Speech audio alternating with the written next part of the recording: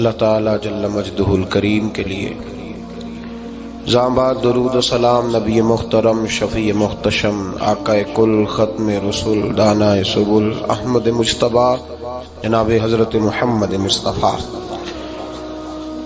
اللہ تحیت و ثنا کی ذات والا صفات کے لیے حمد و صلات کے بعد میرے بھائیوں، معاشرہ اس وقت اصلاح پذیر ہوتا ہے جب معاشرہ اپنے عقائد اور اپنے ایمان پر مضبوط ہوتا ہے۔ جو لوگ اللہ تبارک و تعالی سے ڈرتے ہیں ان کی زندگی کے شب و روز بدل جاتے ہیں۔ ان کو اس بات کا خیال ہی نہیں رہتا کہ لوگ میرے بارے میں کیا کہہ رہے ہیں۔ ان کی ایک ہی خواہش ہوتی ہے کہ میں نے یہ دیکھنا ہے کہ میرا رب کس بات میں راضی ہے۔ اب ڈھونڈنے سے، تلاش کرنے سے بھی ایسے لوگ بڑے کم ملتے ہیں۔ اب تو لوگ عوامی پذیرائی، لوگوں کے اندر مقبول ہونا، برادری میں، علاقے میں، شہر میں بلند ہونا کامیابی کی علامت سمجھنے لگے۔ اس کا نقصان یہ ہے کہ معاشرے میں دو چیزیں روز بروز بڑھتی چلی جا رہی ہیں۔ ایک ہے بے حیائی، فحاشی، عریانی۔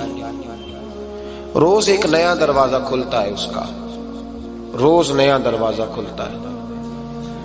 اب تو ایک نیا لیبل لگ گیا ہے کہ سارا سال گانا باجا کرو، معاذ اللہ، جو تمہارے من کی مرضی ہو وہ کرو، اور جب رمضان آئے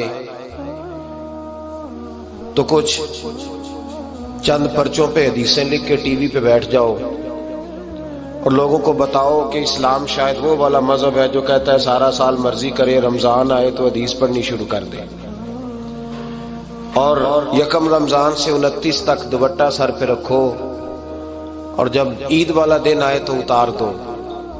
ہمارا یہ دعویٰ نہیں ہے کہ دین کا کوئی ٹھیکیدار ہے، ہم کہتے ضرور دین سکھائے، ہر آدمی کو اپنا حصہ ملانا چاہیے۔ تنے تنہا کوئی آدمی، کوئی جماعت دین کا کام نہیں کر سکتی، لیکن دینداری صرف رمضان میں نہیں ہوتی، دینداری سارا سال ہوتی ہے۔ اب لوگوں نے دین کو جزوی طور پہ لینا شروع کر لیا ہے، کلی طور پہ لوگ دین کو نہیں اپناتے۔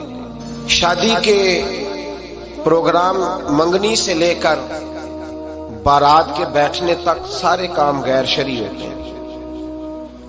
مرد عورت کا اختلاط ہوتا ہے۔ سب سے بری رسم وہ ہے کہ جب جوان لڑکیاں ہاتھوں میں پھول لے کے دولہے اور اس کے دوستوں پر پھول پھینکتی ہیں، باقی ہر آدمی ڈرائنگ روم میں بیٹھتا ہے، ویڈیو والوں کو اجازت ہوتی ہے کہ وہ گھر کے ہر کونے تک پہنچ سکتا ہے۔ سارے کام غیر شرعی ہوتے ہیں اور جزوی طور پر دین پہ عمل ہوتا ہے۔ نکاح کا وقت آتا ہے تو کہتا ہے چپ کر جاؤ تھوڑی دیر کے لیے، بینڈ باجا بند کرو، ہم مسلمان ہو گئے۔ مولوی صاحب نکاح کے لیے تشریف لاتے ہیں، بیچارے چھپے بیٹھے ہوتے ہیں کسی کونے میں، چند کلمے پڑھا کے جب دعا کر کے چہرے پہ ہاتھ پورا نہیں پھیرتے تو پھر وہی تماشا شروع ہو جاتا ہے۔ جزوی طور پر لوگ دین پہ عمل کرتے ہیں۔ میرا رب فرماتا ہے یا ایھا الذین آمنوا اتقوا اللہ حق تقاتہ، اے ایمان والو رب سے ڈرو، اتنا ڈرو کہ جتنا ڈرنے کا حق ہے۔ وَلَا تَمُوتُنَّ إِلَّا وَأَنْتُمْ مُسْلِمُونَ، اور فرمایا یہ نہ ہو کہ تم مسجد میں مسلمان ہو اور بازار میں نہ ہو، اور ایسا نہیں ہونا چاہیے کہ جب تو تم زندہ ہو تو مسلمان ہو اور صبح مسلمان ہو تو معاذ اللہ شام کو کافر ہو، ایسا نہ ہو۔ فرمایا تم نے کلمہ پڑھا ہے تو میرے محبوب کے غلام ہو، مرتے دم تک مسلمان ہی رہنا، اب مرتے دم تک مسلمان رہنا، دیکھنا دامن دین تمہارے ہاتھ سے چھوٹ نہ جائے۔ دو باتیں عام ہو گئی امت مسلمہ، عام، ایک فحاشی عریانی عام ہے اور روز بروز اس کا نیا رنگ ہے۔ اب تو میں نے کہا مذہب کا 7 لوگوں نے تھوڑا سا ذائقہ لگا لیا ہے، کہتے نہیں رمضان میں نمازیں پڑھ لیں گے، خیر ہے، بچ جائیں گے، چھٹی ہو جائے گی۔ وہ میں ہی کیوں نہ ہوں، عورت کے سامنے کھلے منہ بیٹھنے کی کسی کو بھی اجازت نہیں، کسی نے حضرت سیدنا جنید بغدادی سے کہا تھا کہ اگر مرد عورت نیک ہوں تو پھر تو درس و تدریس ہو سکتی ہے نا، پھر تو پڑھا سکتے ہیں نا ایک دوسرے، نیک ہو، پرہیزگار ہو۔ تو دین چونکہ میرے رسول پاک کا ہے صلی اللہ علیہ، یہ کسی ایک شخص کے اٹھ کے نئی بات کرنے سے اور اس کو نیا جدید کو ٹانکا لگانے سے بدل تھوڑی جائے گا۔ حضرت جنید بغدادی سے کہہ دیا کہ حضرت جی اگر 2 بندے نیک ہوں تو پھر بات چیت ہو سکتی ہے۔ تو حضرت جنید بغدادی فرمانے لگے پڑھانے والے حسن بصری ہوں اور پڑھانے والی رابعہ بصری ہو تو پھر بھی ان کو اجازت نہیں ہے، پھر بھی اجازت نہیں کہ بے پردہ ایک دوسرے کے سامنے بیٹھیں، پھر بھی ان کو اجازت، بے پردگی کی پھر بھی اجازت نہیں۔ اور میرے اعلیٰ حضرت امام اہل سنت فاضل و محدث بریلوی، دین کا اتنا بڑا سپاہی آپ کو ڈھونڈنے سے نہیں ملے گا جتنا اللہ نے بریلی میں بڑا پیدا فرمایا ہے۔ اور ہر محاذ پر کسی نے کہا حضرت جی بے پردہ بی بی مزار پہ جا سکتی ہے، اجازت ہے؟ تو قلم ہے بریلی کے بادشاہ کا، رضا کے نیزے کی مار ہے کہ ادب کے سینے میں غار ہے۔ کیا فرماتے اعلیٰ حضرت؟ آپ فرماتے کیا پوچھا تم نے، بے پردہ عورت مزار پہ پیر کے پاس جا سکتی ہے؟ میں یہ نہ پوچھو، احمد رضا سے یہ پوچھو کہ جائے گی تو لانتے کتنی برسیں گی، یہ والا سوال پوچھو۔ عام ہے بے پردگی، عام، کھلے عام۔ اور میرے بھائی لوگ کہتے ہیں جدید ہونا چاہیے، یاد رکھو اسلام فقط گناہ سے منع نہیں کرتا، اسلام وہ دروازہ ہی بند کرتا ہے جس رستے سے گناہ ہو سکتا ہے، وہ دروازہ ہی بند ہے۔ کہا مرد اور عورت کو ایک دوسرے کا چہرہ دیکھنے کی اجازت ہی نہیں۔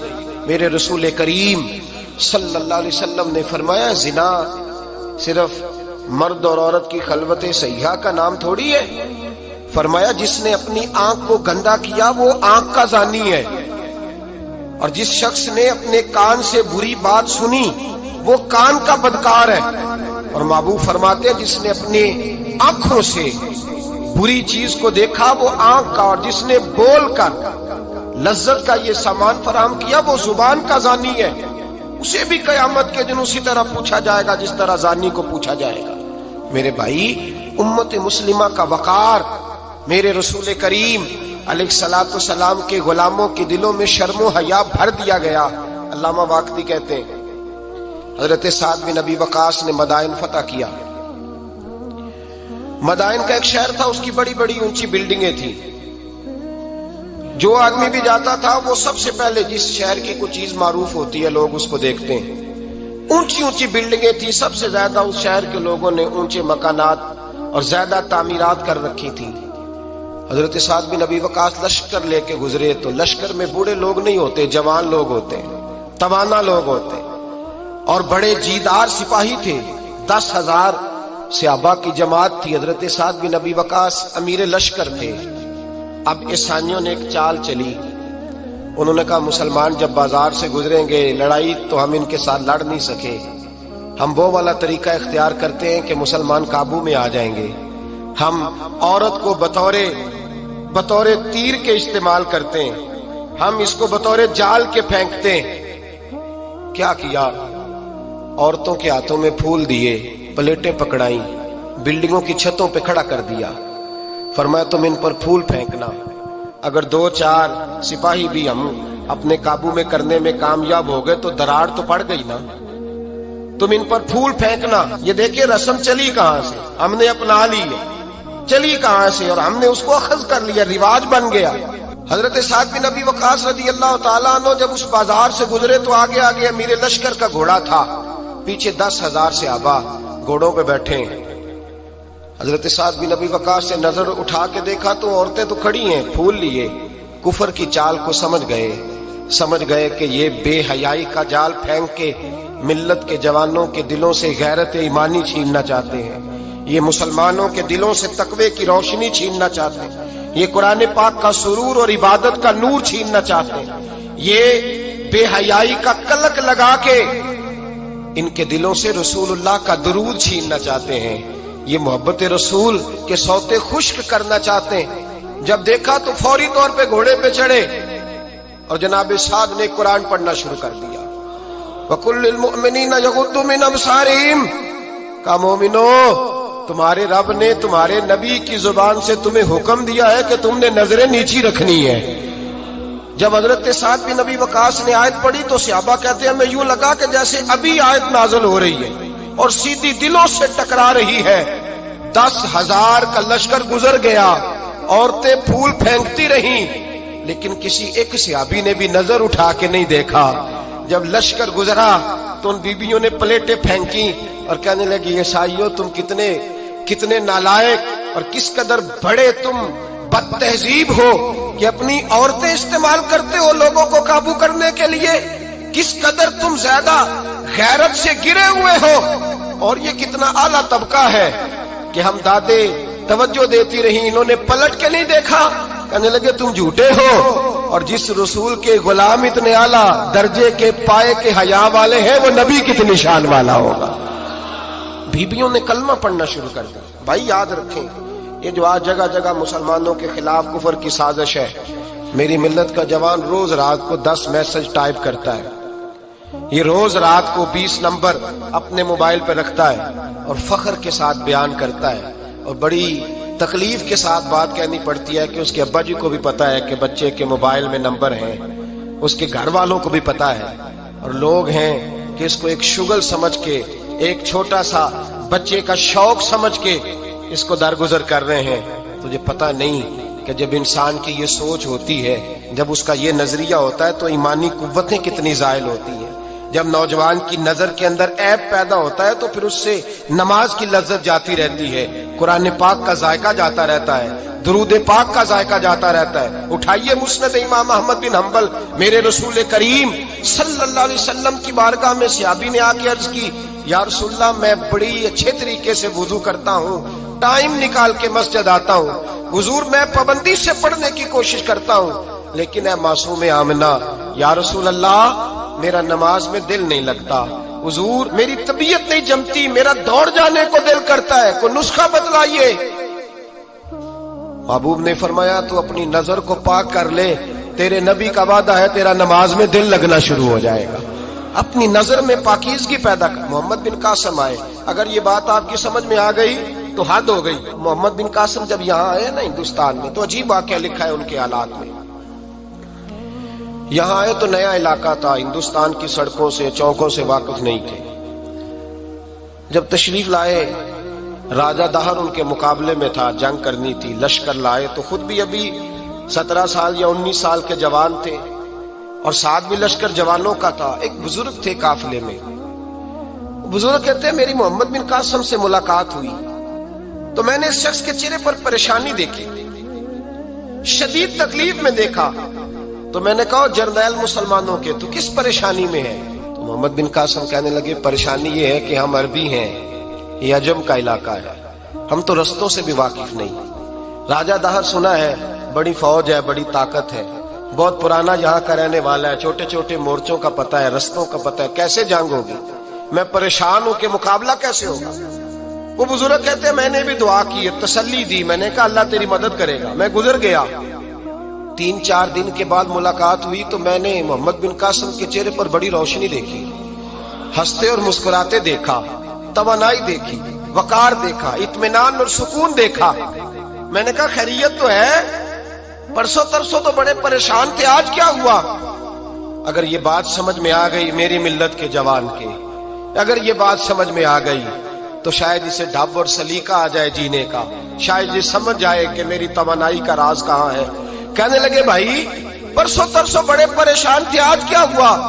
جواب دیا کہ تاریخ بنا دی، اس 17 سال کے جوان نے تاریخ بنا دی۔ کہنے لگا میں بے فکر ہو گیا ہوں، راجہ دہر میرا مقابلہ نہیں کر سکتا، وہ 2 دن نہیں کھڑا ہو سکتا میرے سامنے۔ کا وجہ کیا ہے؟ محمد بن قاسم کہنے لگے میں نے تحقیق کی ہے، مجھے پتا چلا ہے کہ راجہ دہر ذہن کا گندا ہے، نظر کا ناپاک ہے، وہ سینے بند کا برا ہے، مجھے پتا چلا ہے وہ تو چچا زاد بہن کو نہیں چھوڑتا، وہ تو خالہ ذات پہ بری نظر رکھتا ہے. مجھے پتا چلا ہے کہ اس کے تو اپنے علاقے کی عورتیں اس کی نظر سے محفوظ نہیں ہیں. کہنے لگا جو گندی نظر کا جوان ہوتا ہے وہ کسی میدان میں نہیں ٹھہر سکتا. کہنے لگا میری 17 اور 19 سال کی جوانی ہے, مجھے قسم ہے گنبد خضرا کی, میں نے جب بھی دیکھا ہے یا مصطفیٰ کا درود دیکھا ہے یا رسول اللہ پہ نازل ہونے والا قرآن دیکھا ہے. میرا مقابلہ کیسے کرے گا, میرے مقابلے میں کیسے آئے گا؟ جو نظر کا گندا ہو, کردار کا ناپاک ہو, وہ کسی کے مقابلے میں آ سکتا؟ اور ملت کے جوان یاد رکھ, جب تک نظریں ناپاک ہوتی ہیں اس وقت تک وجود کمزور ہوتے ہیں. جب تک نظریں ناپاک ہوتی ہیں ارادوں میں دراڑیں ہوتی ہیں. جب نظریں ناپاک ہوتی ہیں پھر عقیدے متزلزل ہوتے ہیں. جب نظریں ناپاک ہوتی ہیں پھر انسان کوئی بھی مہم سر نہیں کر سکتا. اور جب نظر پاک ہوتی ہے, حضرت عبداللہ بن حذافہ جہاد کر رہے تھے, روم کے عیسائیوں نے گرفتار کر لیا. 1000 آدمی نے مل کے پکڑا, گرفتار نہیں ہوتے تھے صحابی. 1000 آدمی نے گھیرا ڈالا, گرفتار کر کے لے گئے. اور جب بادشاہ کے سامنے گئے تو وزیر کہنے لگا بادشاہ بندہ بڑے کام کا ہے, اگر ہمارے قابو آ گیا تو فائدہ دے گا. صحابی ہیں حضرت عبداللہ بن حذافہ, حضرت فاروق اعظم کا زمانہ ہے, اگر قابو آ گیا تو فائدہ دے گا. بادشاہ کہنے لگا کیوں, کیا خوبی ہے؟ کہنے لگے ہم 1000 آدمی تھے, یہ اکیلا قابو نہیں آ رہا تھا, 1000 آدمی تھے, اگر ہماری فوج میں شامل ہو گیا تو بہت بڑا جرنیل ملے گا. بادشاہ کہنے لگا کوئی مسئلہ نہیں, 2-3 چیزیں ہوتی ہیں بندے کو خریدنے کے لیے, خرید لیتے ہیں. بادشاہ کہنے لگا عبداللہ جتنی دولت تجھے چاہیے میں تجھے دے دیتا ہوں, میرے لشکر میں آ جا, معاذ اللہ اسلام چھوڑ دے. حضرت عبداللہ بن حذافہ کیا فرماتے ہیں؟ فرماتے ہیں بڑا تو بیوقوف ہے, میں نے دولت کمانی ہوتی تو مدینے میں بیٹھ کے تجارت کرتا. میں دولت کمانے نہیں نکلا, میں تو رسول اللہ کی رضا کمانے کے لیے نکلا ہوا ہوں. دولت کمانی ہوتی تو کسی مارکیٹ میں ہوتا, میدان میں آنا تھا. شہادت ہے مطلوب مقصود مومن, نہ مال غنیمت نہ کشور کشائی. یہ دولت تو لونڈی ہے رسول اللہ کے دروازے کی, یہ تو پیچھے پیچھے پھرتی ہے نبی پاک کے غلاموں کی. یہ کمانی ہوتی تو میں کسی مارکیٹ میں ہوتا, میدان میں تھوڑا ہوتا. عبداللہ بن حذافہ سے دوسری چال چلی. کہنے لگے میاں عہدہ جو تجھے چاہیے, میں بادشاہ ہوں, میرے نیچے جو عہدہ تو کہے گا وہ تجھے مل جائے گا. حضرت عبداللہ بن حذافہ کہنے لگے شاید تجھے پتا نہیں میری تعریف کیا ہے, شاید تو جانتا نہیں میری تعریف کیا ہے. کہا صاحب کی کیا تعریف ہے؟ کہنے لگے میں رسول اللہ کا صحابی ہوں اور کائنات میں سب سے بڑا عہدہ مصطفیٰ کے صحابی ہونے کا عہدہ ہے. صحابہ وہ صحابہ تھے جن کی ہر صبح عید ہوتی تھی, خدا کا قرب حاصل تھا, نبی کی دید ہوتی تھی. فرمایا میں نے حضور کے جلوے دیکھے ہوئے ہیں, مجھے عہدے کی ضرورت ہی نہیں, اور میں نے عہدہ لینا ہوتا تو میں سیاست کرتا, میں تو شہادت لینے نکلا ہوں میدان میں, عہدے کا میں نے کیا کرنا ہے. اب بادشاہ کہنے لگا اسے قتل کر دو. وزیر کہنے لگا نہیں, ایک بات اور ہے, مجھے ایک چال اور چلنے دو. کہا وہ کیا؟ کہنے لگے میری بیٹی بڑی خوبصورت ہے, مجھے موقع دو اپنی ہی بیٹی کو سجا بنا کے. وہ جوان جس کی جوانی اتنی بڑی ہے کہ 1000 آدمی مقابلے میں کھڑا نہیں ہوتا, اس جوان کے کمرے میں رات کی تنہائی میں بنا سوار کے بی بی کو بھیجا. وہ بی بی کہتی ہے میں ساری رات بن سور کے اس صحابی کے کمرے میں بیٹھی رہی, لیکن یہ کیا شخص تھا, ساری رات ہی مصلے پہ بیٹھا رہا, ساری رات ہی. کچھ دیر تھک جاتا تو یہ کریم رسول پہ درود پڑھنا شروع کر دیتا. بی بی کہتی ہے سحری ہو گئی تو میں نے چھو کے دیکھا کہ انسان ہے کہ جن ہے, یہ بندہ ہے کہ فرشتہ ہے, چھو کے دیکھا. کہنے لگے پیچھے ہٹ جا. میں نے کہا میں نے تو سنا تھا تو 1000 کے مقابلے میں ہے اور تو اتنا بے حس ہے کہ بنی صبری دلہن بیٹھی ہے, تو نے نظر نہیں کی. عبداللہ بن حذافہ, بی بی کہتی ہے نظر پھر نہیں اٹھائی, نظر پھر جھکی ہوئی ہے. کہنے لگے بی بی میں مجبور ہوں, اب میرے اوپر کوئی حسن نہیں چلتا, میں نے جلوہ بدوحا کا دیدار کیا ہوا ہے, اب میری نگاہوں میں جچتا نہیں کوئی, اس لیے کہ جیسے میرے سرکار ہے ایسا نہیں کوئی. کبھی بھی اب نہیں کسی کا میرے اوپر جادو چلتا. میں نے مصطفیٰ کو اور کہا ذرا پیچھے ہٹ کے بیٹھ, مجھے میرے رسول نے غیر محرم سے بچنے کا حکم دیا ہے, ذرا پیچھے ہٹ کے بیٹھ. سحری کا وقت تھا. وہ بی بی کہتی ہے اس نوجوان کے جملے میرا سینہ چیر گئے, کلیجہ پھٹ گیا, چیخ نکلی, میں کفر کے عالم میں روئی. میں نے کہا مجھے بتا تو صحیح, آخر یہ جذبہ کہاں سے ملتا ہے؟ آخر یہ روشنی تو میں نے دیکھی نہیں، کہاں سے آتی ہے؟ ایک میرا باپ ہے جو بنا سور کے مجھے تیرے کمرے میں چھوڑ گیا، بتلا یہ کہاں سے کیف آتے ہیں؟ عبداللہ بن حذافہ کہنے لگے اگر کیف لینا ہے تو بھی میرے مصطفیٰ کا کلمہ پڑھ جا، آجا دروازہ رسول پہ جھک جا، مل جائے گا۔ سویرے دروازے پہ باپ آیا بیٹی سے رزلٹ لینے، دروازہ کھولا تو بیٹی نقاب پہنے باہر آئی۔ باپ کہنے لگا کیا بنا؟ کہنے لگی پیچھے ہٹ جا، تو غیر محرم ہے، کافر ہے، میں مسلمان ہوں۔ اس نے کہا کیا ہوا؟ کہنے لگی تیرے جیسے کو باپ کہوں، تیرے جیسے کو جو مجھے استعمال کر رہا تھا؟ میں تجھے باپ نہیں مانتی، میں اب رسول والی ہو گئی ہوں، میں حضرت فاطمہ کی کنیزہ ہو گئی ہوں، میں اب نبی کریم کی خادمہ ہوں، خبردار میرے قریب نہ آنا۔ یہ دعو بھی ناکام ہوا۔ اب حضرت عبداللہ بن حذافہ کے سامنے موت کھڑی کی، ایک کڑا میں تیل گرم کیا، کہنے لگے تجھے اس میں جلایا جائے گا۔ حضرت عبداللہ بن حذافہ رضی اللہ تعالیٰ عنہ جب جلنے کے قریب ہوئے تو رونے لگے۔ روم کا بادشاہ کہنے لگا شاید ڈر گیا ہے، کہنے لگے اب سمجھ آئی ہے، اب تجھے پتا چلا ہے، چلا آ جا۔ حضرت عبداللہ بن حذافہ کہنے لگے تو کافر ہے، تیری کافروں والی سوچ ہے، اس لیے نہیں رویا کہ موت سے ڈر گیا ہوں، میں تو اس لیے رویا ہوں کہ ایک جان ہے، وہ نبی پاک پہ قربان ہو رہی ہے، کاش رب مجھے 1000 جان دیتا، میں ساری مصطفیٰ پہ قربان کر دیتا۔ فاضل بریلوی فرماتے ہیں کروں تیرے نام پہ جاں فدا، نہ بس ایک جاں 2 جہاں فدا، اور میرا 2 جہاں سے بھی نہیں جی بھرا، میں کروں کیا کہ کروڑوں جہاں نہیں۔ اور میاں صاحب فرماتے ہیں وہ کچا رنگ للاری والا جیڑا چڑھدا لیندا رہندا، اے عشق تیرے دا رنگ محمد چڑھ جائے پھر نہیں لیندا، عشق تیرے دا رنگ محمد چڑھ جائے پھر اے نہیں لیندا۔ میرے بھائی وہ روم کا بادشاہ کہنے لگا دنیا میں نے بھی بڑی دیکھی ہے، پر جیسے پاک صاف مصطفیٰ کے غلام دیکھے ایسا میں نے کوئی نہیں دیکھا۔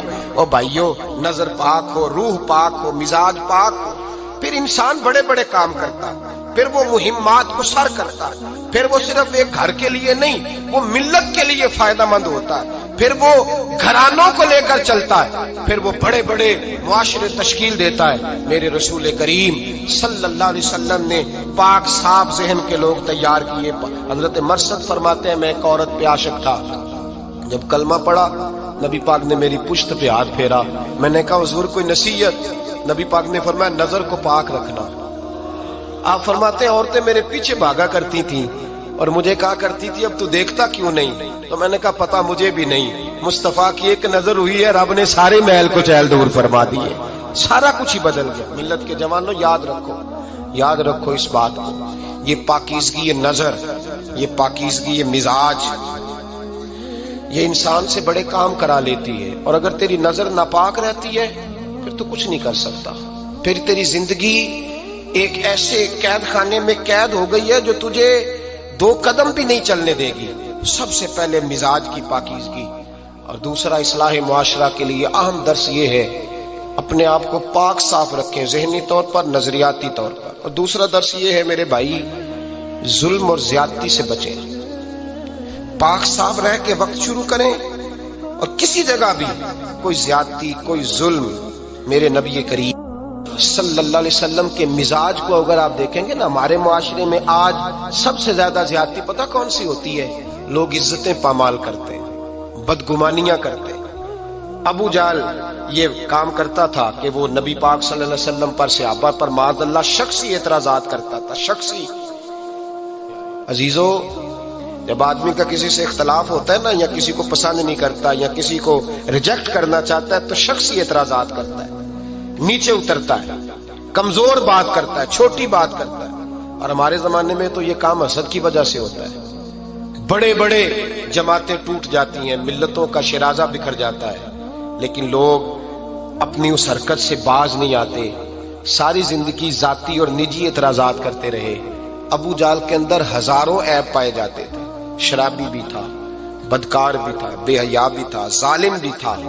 میرے نبی پاک صلی اللہ علیہ وسلم نے اسے دین کا پیغام دیا ہے، لیکن تاریخ کی کسی کتاب میں آپ کو یہ نہیں ملے گا کہ حضور نے کبھی اس کی شخصیت پر اعتراض کیا ہو۔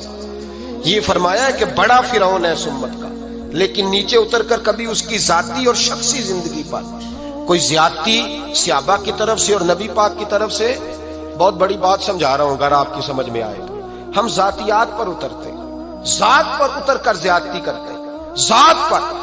ہمارا اب ظلم نجی سطح سے شروع ہو رہا ہے اور پوری ملت کو لپیٹ میں لے رہا ہے۔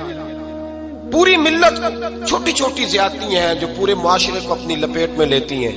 میرے نبی کریم علیہ السلام نے جو دین ہمیں دیا ہے وہ خیر خواہی کا مذہب ہے، وہ بھلا کرنے کا مذہب ہے، وہ کام آنے کا مذہب ہے، وہ ظلم سے بچنے کا مذہب ہے۔ میرے نبی پاک نے فرمایا ظلم سے بچ جانا، قیامت کے اندھیروں میں جو بڑا اندھیرا ہوگا وہ ظلم ہوگا۔ اصلاح معاشرہ کانفرنس کا پہلا سبق میں نے عرض کیا کہ نظر کو، ذہن کو، سوچ کو پاک رکھیں، اور دوسرا زندگی میں کبھی زیادتی نہ کریں، کبھی بھی اپنے مخالف پر بھی کبھی شخصی، ذاتی اور نجی اعتراضات نہ کریں۔ یہ انسان کے اندر کا ظلم ہوتا ہے، ہمارے گھروں کے اندر سے ظلم جنم لینے لگا ہے۔ روز بہو پہ تیل چھڑکا جاتا ہے، روز کسی نہ کسی شہر سے، اپنے ہی گھر سے، اپنے ہی چراغ کو بند کرنے کی خبر نکلتی ہے۔ سڑکوں پہ، چوکوں پہ، چوراہوں میں غریب مسلے جاتے ہیں، جس کے ہاتھ جہاں تک پہنچتے ہیں وہ وہاں تک معاذ اللہ زیادتی کر گزرتا ہے۔ اگر قوم ظلم سے بچنے لگے، زیادتی سے بچنے لگے، تکلیف دینے سے بچنے لگے تو معاشرہ سنور جائے گا۔ میرے رسول کریم علیہ السلام نے اپنے غلاموں سے پوچھا تھا بتاؤ مفلس کون ہوتا ہے؟ کون ہے جس کے پاس کچھ نہیں ہوتا؟ صحابہ نے کہا یا رسول اللہ جس کے پاس پیسے نہ ہو۔ بخاری مسلم متفق علیہ حدیث ہے۔ نبی کریم نے فرمایا نا بھائی، مفلس تو وہ ہوگا جو قیامت کے دن احد پہاڑ کے برابر نیکیاں لے کے آئے گا۔ یا رسول اللہ اتنی نیکیاں پھر بھی مفلس ہے، پھر بھی غریب ہے؟ تو نبی پاک نے فرمایا نیکیاں پہاڑ کے برابر ہیں پر اس نے چگلیاں بڑی کی ہیں، غیبتیں بڑی کی ہیں، مذاق بڑے اڑائے، اس نے لوگوں پر پھپتیاں بڑی کسی، تان و تشنی بڑے کیے، ظلم بڑے کیے، گالی بڑی ہوئی، لوگوں کے بارے میں بری باتیں کی۔ اب رب کریم نے وہ ساری نیکیاں لوگوں میں بانٹ دی، یہ مفلس ہو گیا، غریب ہو گیا۔ زیادتی نہیں کریں، ظلم نہ کریں، اپنی نجی زندگی سے لے کر گھر کے اندر سے لے کر اجتماعی زندگی تک زیادتی سے بچیں۔ میرے نبی کریم علیہ السلام نے اپنے غلاموں کو یہ درس دیا ہے، دیکھنا کبھی زیادتی نہ ہونے پائے، دیکھنا کہیں ظلم نہ ہونے پائے، دیکھنا کسی شخص کو تمہارے قول فعل سے، تمہارے مزاج سے تکلیف نہ پہنچے۔ میرے بھائیوں، حضرت وہب ابن منبہ علیہ رحمہ فرماتے ہیں کہ بنی اسرائیل کے اندر ایک بادشاہ محل بنانے جا رہا تھا۔ محل آج بھی جس آدمی کی سوسائٹی کے اندر 2-4 قلعے، 2-4 ایکڑ کسی غریب کے آ جائیں، وہ یا تو اسے دھمکاتا ہے یا بلیک میل کرتا ہے، کچھ نہ ہو سکے تو پھر قتل ہی کرا دیتا ہے معاذ اللہ۔ اور یہ خبریں عام ہمیں سننے، پڑھنے اور دیکھنے کو ملتی ہیں۔ بادشاہ محل بنانے جا رہا تھا، ایک غریب بی بی رہتی تھی، اس کی جھونپڑی بادشاہ کے محل کے نقشے میں آتی تھی۔ بادشاہ نے کہا بی بی منہ مانگی قیمت لے لو، خالی کر دو یہ مکان۔ بزرگوں کو اپنے جھونپڑیوں سے بڑی دلچسپی ہوتی ہے، بچے سوسائٹیوں میں چلے جاتے ہیں، ابا جی کہتے ہیں مجھے گاؤں میں رہنے دیں، میرا یہی دل لگتا ہے، مجھے اس گھر سے دلچسپی ہو گئی۔ اماں کہنے لگی بادشاہ میں یہاں بیاہ کے آئی تھی، خامد انتقال کر گیا، اولاد اللہ نے دی نہیں، میں پکا ہوا پھال ہوں، گر جاؤں گی تو تیرا ہی ہے، لیکن مجھے اس آشیانے میں رہنے دے، یہ گھونسلہ میں نے تنکا تنکا کر کے بنایا ہے، مجھے رہنے دے، نہ مجھے نکال۔ کہنے لگا میرا نقشہ خراب ہوتا ہے۔ بی بی سارا دن مکان میں بیٹھی رہتی کہ میری جھونپڑی ٹوٹ نہ جائے، ظالم کی نظر میں آ گئی ہے کہیں میرا یہ آرزوؤں کا محل چکنا چور نہ ہو جائے، سارا دن ڈیوٹی کرتی۔ بادشاہ نے بھی 2-4 سپاہی کھڑے کر دیے، جب گھر سے نکلے تو بلڈوز کر دینا، مکان کو گرا دینا۔ وہ خاتون کتنی دن بندہ بیٹھ سکتا ہے؟ ایک دن سر شام گھر سے نکلی، 2-1 گھنٹے کے بعد واپس آئی تو مکان گر گیا تھا، دیوار بن گئی تھی۔ حضرت وہب ابن منبہ فرماتے ہیں بس اس نے دعا کی تو رب کریم نے وہ شہر سارا تباہ کر دیا۔ اس بی بی نے 2 جملے کہے تو الٹ پلٹ دیا وہ سارا شہر۔ میرے نبی کریم علیہ السلام نے فرمایا جب مظلوم کے ہاتھ دعا کے لیے اٹھتے ہیں تو عرش کا مالک آسمان سے کہتا ہے کھول دے سارے دروازے، اس کے بیچ کوئی پردہ نہیں رہنا چاہیے، آنے دے، مظلوم ہے، اس پر ظلم ہوا ہے، ظلم ہوا ہے۔ لوگ کہتے ہیں میں بے چین رہتا ہوں صاحب، مولانا صاحب، پیر صاحب، وہ گھر کے ایک کونے سے چیخنے کی آواز آتی ہے، کوئی دم مل جائے، کوئی تعویذ ہو جائے، کچھ ایسا ہو جائے کہ بچت ہو جائے، کوئی ایسی پھونک لگ جائے کہ آرام آ جائے۔ تو میں کہتا ہوں بھائی اگر بڑے دم کرانے سے بھی فرق نہیں پڑا، اگر بڑے تعویذ لینے سے بھی چیخیں بند نہیں ہوئی، तो जरा टटोल के देख लो, कहीं किसी यतीम की आहें ही ना दफन हो वहां, कहीं किसी गरीब का गोश्त तो नहीं दबा लिया, कहीं किसी को लूट के तो दीवार नहीं बना ली, कहीं किसी का मकान पे कब्जा करके तो नहीं बनाया। अगर लूट और हराम का माल हो तो फिर चीखें बंद नहीं होती, फिर सुकून से सोया नहीं जाता, फिर वहां आराम की नींद नहीं आती। हजरत वहाब इब्न मुनब्बे फरमाते हैं, बीबी आई और आकर के उसने जब देखा मेरा घर टूट गया है, महल टूट गया है, हालात बदल गए हैं, तो वो खातून आती है और मेरे भाई दुआ की तो उसने अंदाज ही बदल के रख दिए। मकान से निकली तो मकान टूट गया। अब फरमाते वापस आई तो हाथ फैला के पता क्या कहती है, कहती ऐ अल्लाह मैं तो मौजूद नहीं थी, बता तू कहां गया था? तू भी मौजूद नहीं था, मैं तो नहीं थी, पर तू कहां था? बस रब करीम ने हजरत जिब्रील को हुक्म दिया, फरमाया ये बस्ती उलट दो, सारी तबाह कर दो, ये लोग नहीं रहने चाहिए, जो जुल्म तो सहते हैं बगावत नहीं करते, नहीं रहने चाहिए। साहिब तबकात कहते हैं मेरे मुस्तफा करीम सैयद आलम सल्लल्लाहु अलैहि वसल्लम के विसाल ज़ाहिरी के अय्याम करीब आए तो हुजूर ने सुर्ख पट्टी बांधी, तेज बुखार है नबी करीम को, दो सहाबा सहारा दे के मस्जिद में लाए, नबी पाक अलैहिस्सलाम को बज़ाहर सहारा दे के लाया गया। करीम रसूल ने लोगों को जमा किया, हुजूर आज क्या होने वाला है, आज क्या कहा जाएगा, आज किस लिए मीटिंग बुलाई है? नबी करीम के कुल सहाबा जब मस्जिद में जमा हुए तो खचाखच मस्जिद भरी है। विसाल ज़ाहिरी से चंद यौम पहले की बात, नबी पाक ने फरमाया आज तुम्हें कोई जिहाद की तरगीब नहीं देनी, आज कोई नया पैगाम नहीं देना, आज तुम्हें बताना है कि रब ने अपने बंदे को इख्तियार दिया है, चाहे तो दुनिया में रहे, चाहे तो उसकी बारगाह में हाजिर हो जाए। उस अब्द ने बारगाह रबूबियत की तरफ लौटने का इरादा कर लिया है। हजरत सिद्दीक अकबर रोने लगे तो सहाबा ने कहा तुम्हें क्या हुआ? कहने लगे समझ नहीं रहे, किसी की बात नहीं कर रहे, नबी पाक तो अपनी बात फरमा रहे हैं, उसने जाने का इरादा कर लिया। सुनिए मेरे भाई, महबूब पाक ने फरमाया भाई किसी शख्स को मेरी तरफ से कोई तकलीफ पहुंची हो तो बदला ले सकता है, बदला ले सकता है, किसी को तकलीफ पहुंची हो। सहाबा फूट के रोने लगे, महबूबा करम ही करम हुआ है, रहमत ही रहमत आई, आपके बारे में गुमान करने वाला भी दायरा ईमान से निकल जाएगा। हुजूर आप क्या फरमा रहे हैं? फरमाया नहीं भाई उठो। पीछे से जनाब अकाशा बिन मोहसन उठे, हाथ कांपते हैं, आगे बढ़े, कहने लगे या रसूल अल्लाह एक जंग के मौके पर आपने दुर्रा मारा था, नंगी पीठ पर सफ़ें सीधी कराते, बात दिल में रह गई है, मैंने बदला लेना है। नबी करीम ने फरमाया बिलाल दौड़ के जाओ, फातिमा के घर दुर्रा पड़ा है, दुर्रा लाओ। सैयदना बिलाल हबशी कहते मैं गया, दस्तक दी, सैयदा तैयबा ताहिरा हजरत फातिमा फरमाने लगी बिलाल कैसे आए हो? अम्मा जी वो दुर्रा चाहिए था।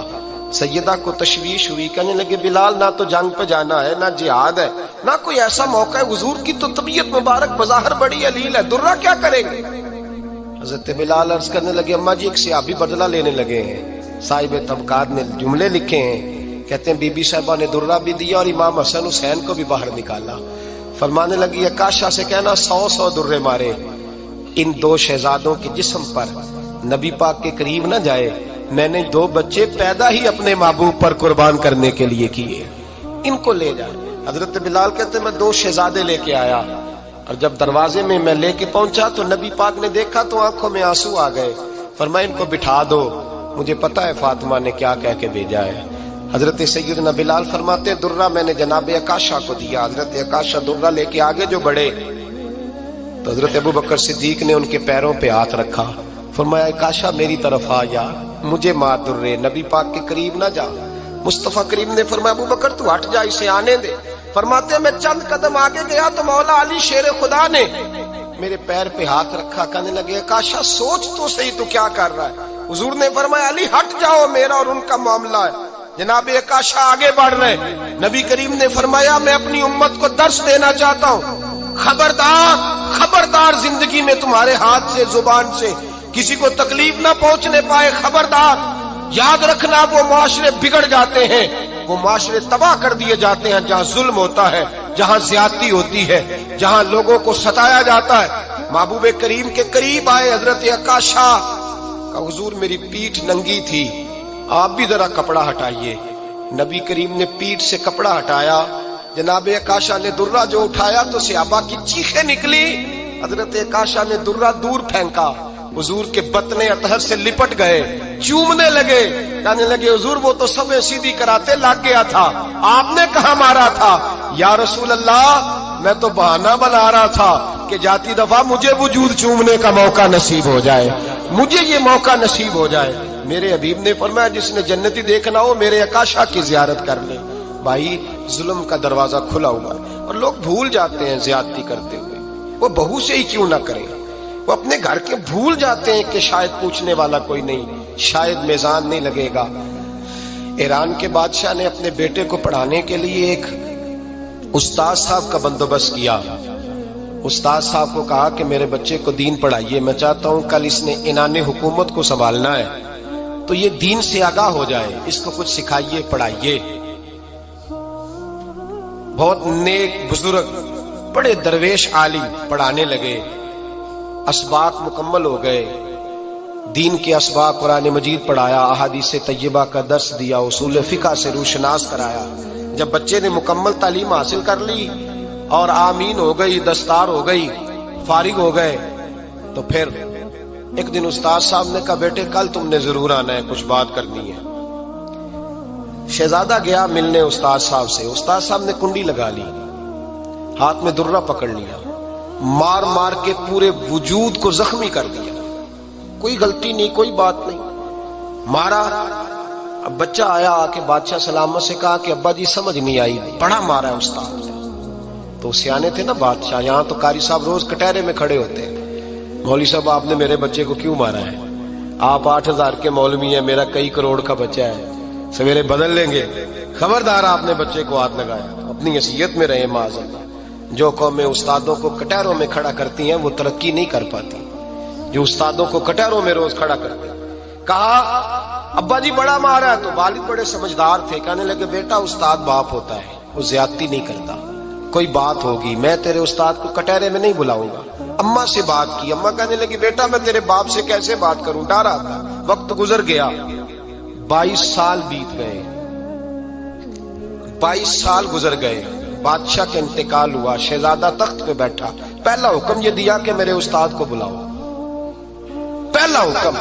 استاد جی بوڑھے ہو گئے تھے، چھڑی کے اوپر ٹیک لگا کے آئے اور بھویں سفید ہو کے جھک گئی تھی، یوں آنکھ کھول کے بڑی مشکل سے دیکھا، کہنے لگے شہزادے حکم ہو۔ کم میں شہزادہ نہیں، اب میں بادشاہ بن گیا ہوں۔ استاد جی 22 سال بیت گئے، آپ نے مارا تھا، پر وہ درد چونکہ زیادتی کی تھی، میرا قصور کوئی نہیں تھا، تو نہ میری روح سے درد گیا ہے نہ میرے جسم سے گیا ہے، میں بے اختیار تھا، پوچھ نہیں سکتا تھا، آج با اختیار ہوا ہوں۔ سب سے پہلے پہلا حکم آپ کو دیا، بلایا ہے، بتائے کیوں مارا تھا، کیوں مجھے مارا تھا، میری زیادتی بتائے۔ تو استاد، بوڑھے استاد کی آنکھیں آنسوں سے بھر گئی، کہنے لگے بیٹے بس آج کے دن کے لیے مارا تھا، یہ جو دن آ گیا نا میری زندگی میں اس لیے مارا تھا، یہ میں چاہتا تھا میری زندگی میں وقت ہے، آج کے بس میری مراد پوری ہو گئی۔ کہ صاحب کس لیے، مجھے بھی سمجھائے۔ آپ فرمانے لگے کتنی دیر ہو گئی تجھے مار کھائے ہوئے، کتنا زمانہ بیت گیا؟ کہنے لگا 22 سال۔ فرمایا زخم بھولے تو نہیں، درد ختم تو نہیں ہوئی، تمہیں بات 1 منٹ کے لیے بھی تمہارے حافظے سے محو تو نہیں ہوئی؟ کہ استاد جی روز رات کو یاد آتی، روز خیال آتا تھا۔ استاد کہنے لگے بھائی تو بے اختیار تھا، پوچھ نہیں سکا، 22 سال تجھے یاد رہا، مجھے پتا تھا تو ایک دن حکمران بنے گا، میں نے تجھے اس لیے مارا تھا کہ بیٹے یاد رکھنا، کسی پہ ظلم نہ کرنا، اگر تجھے 22 سال تک یاد رہا ہے تو جس پر تو ظلم کرے گا اسے بھی قیامت تک یاد رہے گا، اور یہ یاد رکھنا تو آج با اختیار ہوا تو تو نے مجھے بلا لیا ہے، قیامت کے دن غریب با اختیار ہو جائیں گے، مظلوم با اختیار ہو جائیں گے، وہ با اختیار ہوں گے باللہ الواحد القہار، رب کریم کی بارگاہ کے اندر ان کا اختیار ہوگا، اکیلے اللہ کی حکمرانی ہوگی، پھر وہ بلائیں گے بڑے بڑے کج کلاہ، دنیا میں جن کی پگڑیاں اونچی تھی وہ سر جھکائے کھڑے ہوں گے، دنیا میں جو ڈکٹیٹر بنتے تھے ان کی پشتیں لال ہوں گی، ان کو غدار لکھا جائے گا، قیامت تک نہیں بھولے گا۔ ظلم کرنا تو سوچ سمجھ کے کرنا، اتنا کرنا جتنا تم سہ سکتے ہو، اتنی زیادتی کرنا جتنی قیامت میں تم برداشت کر سکتے ہو۔ میرے نبی کریم صلی اللہ علیہ وسلم نے فرمایا ظلم سے بچو، یہ قیامت کے اندھیروں میں سے ایک اندھیرا ہوگا۔ زندگی میں زیادتی نہ کریں، اگر تھوڑی دیر کے لیے کوئی چیز برداشت کر جائیں گے تو وہ فائدہ دے جائے گی، کچھ دیر کے لیے اگر سہ جائیں گے تو نفع مل جائے گا، سہنے کی کوشش کریں لیکن زیادتی نہ کریں، نظر کو، سوچ کو، ذہن کو پاک رکھیں۔ اور میرے بھائی زندگی پوری ظلم سے بچیں، زیادتی سے بچیں۔ امیر المومنین حضرت جناب سیدنا عمر فاروق رضی اللہ تعالیٰ عنہ رات گھر میں تھے تو رونے لگے، بڑی دیر تک روتے رہے۔ والدہ اٹھی تو صاحبزادے سے کہنے لگی پتہ کرو تمہارے باپ کو کیا مسئلہ ہے۔ شہزادے آئے، کہنے لگے امیر المومنین والد گرامی کیا ہوا؟ تو حضرت عمر فاروق کہنے لگے بیٹا اپنی اماں کو بلاؤ۔ والدہ آ گئی، کیا بات ہے، کچھ طبیعت خراب ہے تو حکیم کا بندوبست کیا جائے۔ تو حضرت عمر کہنے لگے کچھ بھی نہیں، آج مسجد سے نکلا ہوں تو نبی پاک کے صحابہ میری تعریفیں کر رہے تھے۔ یہ حضرت فاروق اعظم کے وصال کے قریب کے دن ہے، تعریفیں تو حضرت یہ رونے کی بات ہے کہ خوش ہونے کی؟ آپ فرمانے لگے نہیں، سوچتا ہوں بار تو میں اچھا رہا ہوں، پتہ نہیں گھر میں ہی کوئی زیادتی نہ ہو گئی ہو، پتہ نہیں تمہارے ساتھ بھی میرے معاملات ٹھیک تھے کہ نہیں، صحابہ تو تعریف کرتے ہیں، رو رہا ہوں تمہاری وجہ سے نہ الجھ جاؤں، بیوی ہی نہ کہے میرا حق ہی ادا نہیں کیا۔ یہ لفظ کہتے کہتے پہاڑ ہے یہ شخص، کیسر و کسرا کامتے ہیں۔ حضرت عمر رو پڑے، بی بی سے کہنے لگے مجھے اللہ کی رضا کے لیے معاف نہیں کر دیتی؟ میرے اوپر بوجھ تھا امت کا، میں ساری رات مدینے کی گلیوں میں پھرتا تھا، دن سارا مسجد میں گزرتا تھا، میں تجھے وقت نہیں دے پایا، معاف نہیں کر دیتی؟ تو زوجہ کہنے لگی نہیں عمر، میں نے بھی زندگی میں اپنا کوئی سکھ چین نہیں دیکھا، کوئی چاؤ پورا نہیں کیا، میں کیسے معاف کر دوں؟ میں نہیں معاف کرتی۔ حضرت عمر زمین پہ بیٹھ کے رونے لگے، کہنے لگے چل معاف کر دے۔ کہنے لگی ایک وعدہ کرو، قیامت کے دن رب کریم کی بارگاہ میں میری سفارش کرو گے؟ اللہ کی بارگاہ میں عرض کرو گے کہ اللہ اچھی تھی، مجھے کپڑے دھو کے دیتی تھی، روٹی پکا کے دیتی تھی، میری عزت کی محافظ تھی؟ جناب عمر کہنے لگے تیرے ساتھ وعدہ ہے، رب اپنے فضل سے عمر کو جنت دے گا تو عمر تجھے جنت میں ساتھ لے کر کے جائے گا، تیرے ساتھ وعدہ ہے۔ بھائی جن کے دلوں میں احساس تھا کہ ہم سے کوئی زیادتی نہ ہو جائے کسی جگہ، وہ تو یہاں تک معاملہ کرتے تھے، یہاں تک ان کا خیال رہتا تھا۔ عزیزو، ایک تو نظر میں حیا پیدا کریں، والدین کی بہت بڑی ذمہ داری ہے۔ لاکھوں بچے مرضی کی شادیاں کر رہے ہیں، ہزاروں گھر اجڑ رہے ہیں، یہ وہ والا زہر ہے جو ہر گھر میں تیزی سے پھیلتا چلا جا رہا ہے۔ پہلے ہم کہتے تھے کہ بچہ باہر نہ نکلے، اب کہتے ہیں اللہ کہیں موبائل لے کے تنہا نہ بیٹھ جائے، کہیں تنہا نہ بیٹھ جائے، کیا بنے گا اس کا اگر یہ گندگی اور یہ ایسا نشہ ہے جو اجاڑ کے رکھ دیتا ہے انسان کی توانائیوں کو۔ ایک تو ذہن کو، طبیعت کو پاک رکھیں، دوسرا زیادتی کبھی نہ کریں۔ یہ دو سبق اگر امت کو یاد ہو جائیں تو پھر معاشرہ بڑی تیزی سے اصلاح پذیر ہوگا۔